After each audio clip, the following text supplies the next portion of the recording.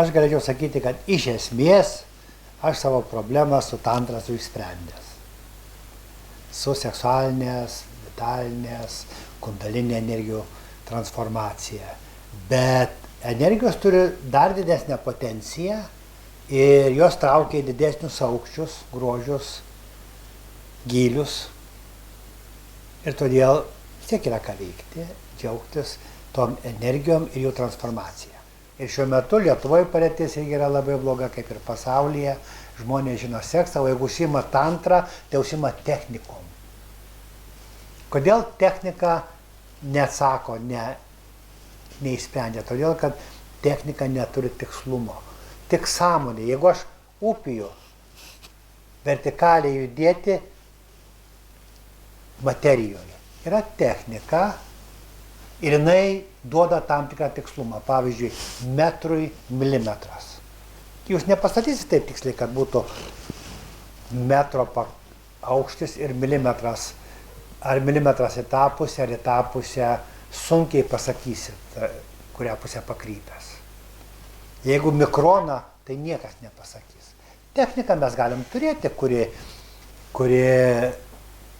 garantuos tikslumą, pavyzdžiui, metro aukščiai šiuo metu gal 0,1 mm arba 100 mikronų tikslumu. Bet toliau technika neduoda atsakymo. Viskas.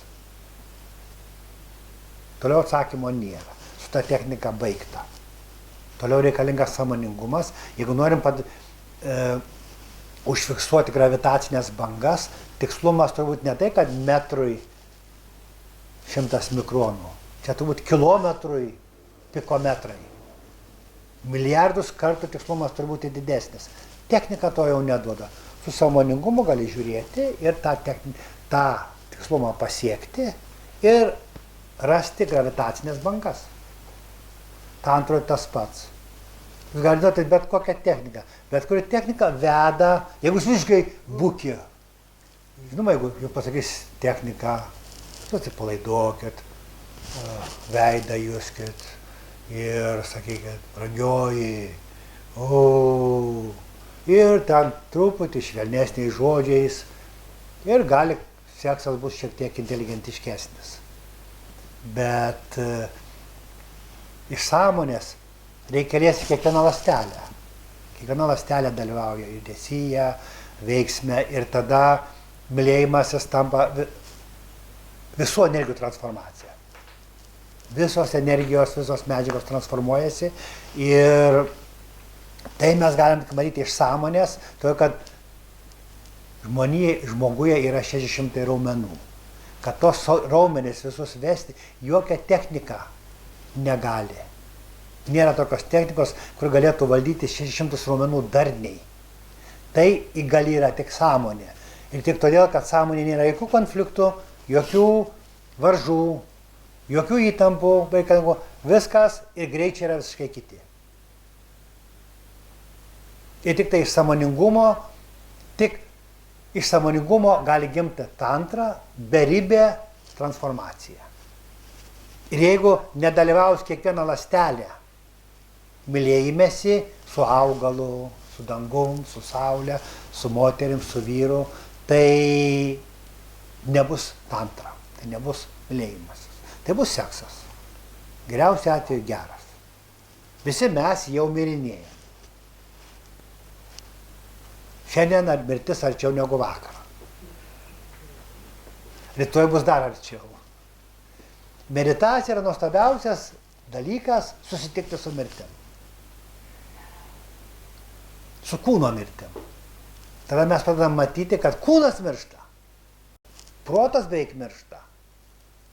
O kažkas lieka. Matantis, matymas lieka. Už tai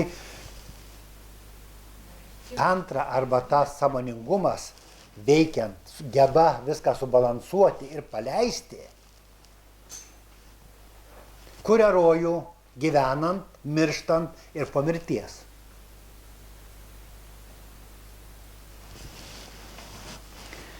Lietuvoje ir vakarų pasaulyje dažniausiai tantrą supranta kaip seksualinės energijos transformaciją. Aš nesuklysiu pasakydamas, kad visi tarp jų ir jūs turit seksualinės energijos transformacijos problemų ir norėtumėt, kad seksualinė energija kiltų ir atneštų daug daugiau laimės ir džiaugsmo ir ekstaziškumo. Ir taip pat galima pasakyti, kad jeigu žmonės nėra sąmoningi prote, tai jie negali nieko padaryti, kad protas netrukdytų. Jis visuomet trukdo. Ir jeigu čia niekur nekalba apie tai, kad jie sako, išsikelkit tikslą, ten tą ir tą padarykit. Jeigu ką nors padarai iš proto, net jeigu jūs pastatysit gėles iš proto, kad taip gali padėti, tai tas pastatymas sugadins transformaciją, todėl kad tai yra iš proto pastatyta ir ta mintis jau trukdo. Jūs statydami vazą toj vietoj, kur ruošiatės mylėtis, jūs jau sukuriat viduje įtampą, dėl to, kad jūs pastatėt, ten jau yra tuščiau, dėl to, kad jūs tikitės, ten jau yra įtempta, ir dėl to, kad išbalansavot ir įtempėt, tai jau trukdys mylėtis. Ir bet kokį tikslą iškėlus, mylėjimasis blogėja. Mylėtis negalima niekaip įterpiant mintį bet kokią. Bet kokia mažiausia mintis kaip ir emocija.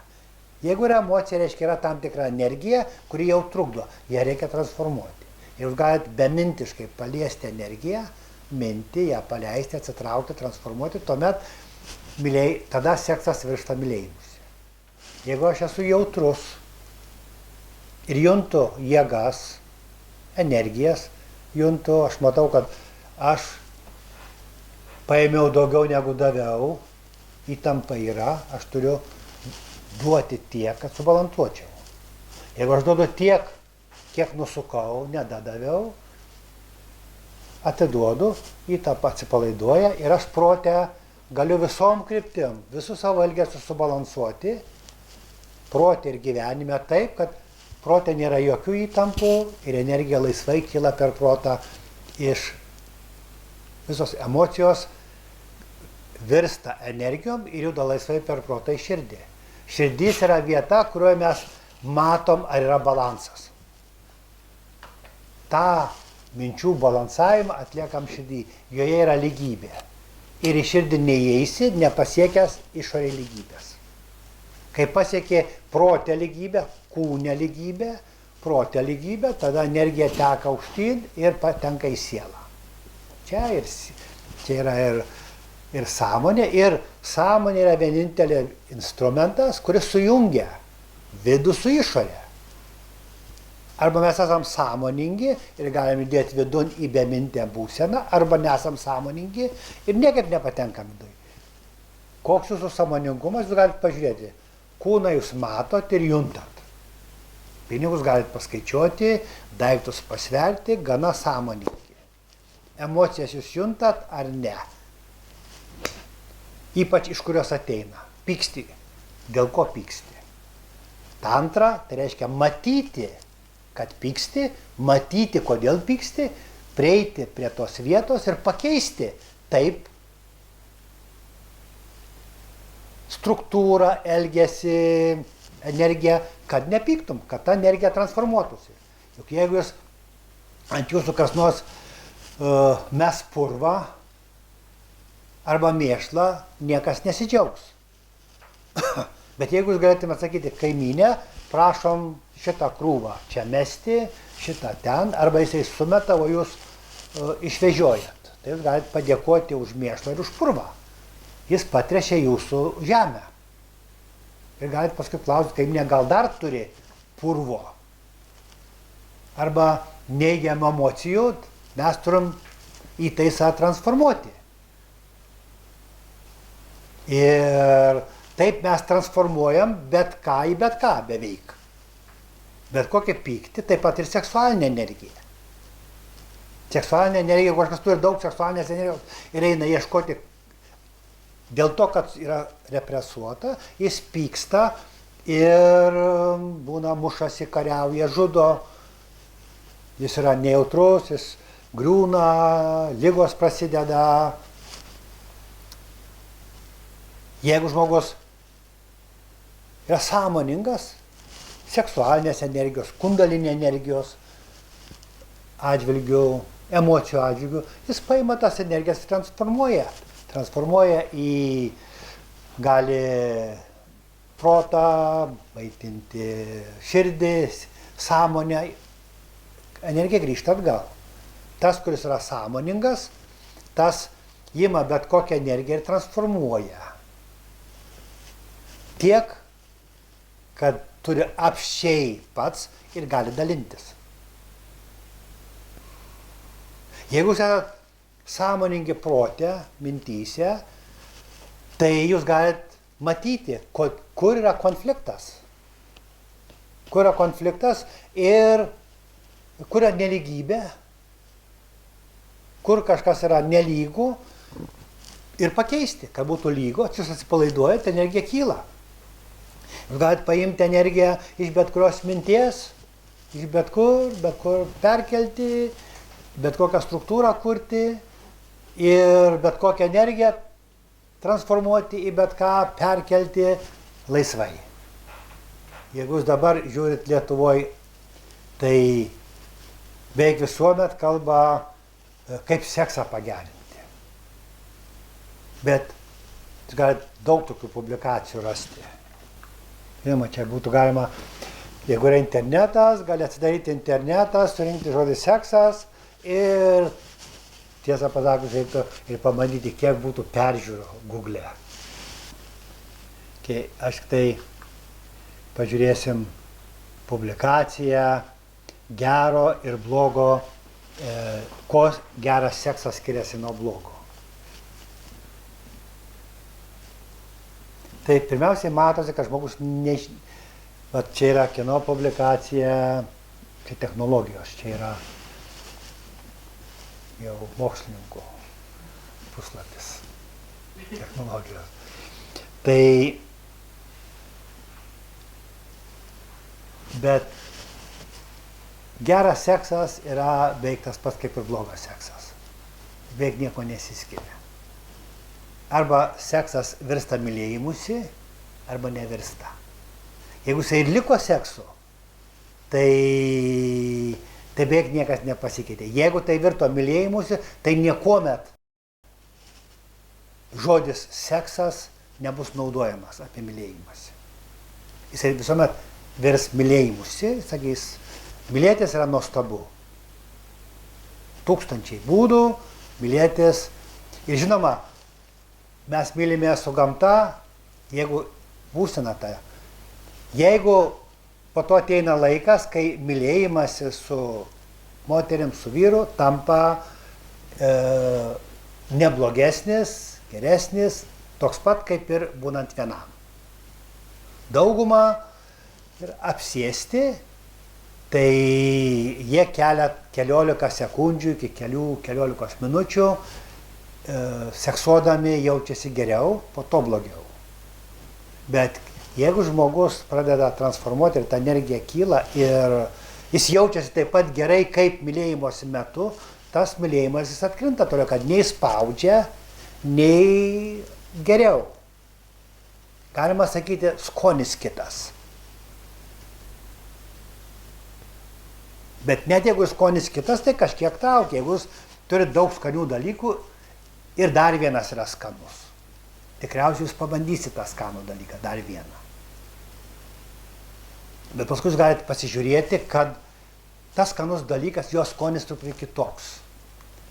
Bet jis nėra toks skanus, kaip išaugintus vaisiai, daržovės pas save. Suderinta viskas, kokybiška. Todėl mylėjimasis tampa nei prievolė, nei pareiga, nei būtinybė. Bet jis gali būti iki 80-90 metų. Gali nebūti, gali būti.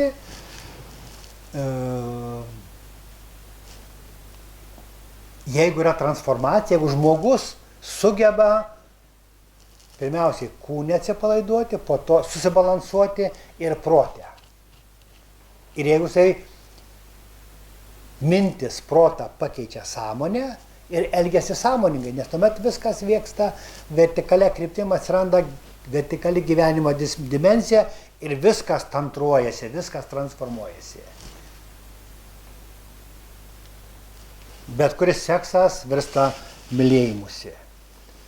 Už tai judėjimas nuo kūno į protą, nuo nelygybės kūne, į lygybę kūne, į jautrumą kūne,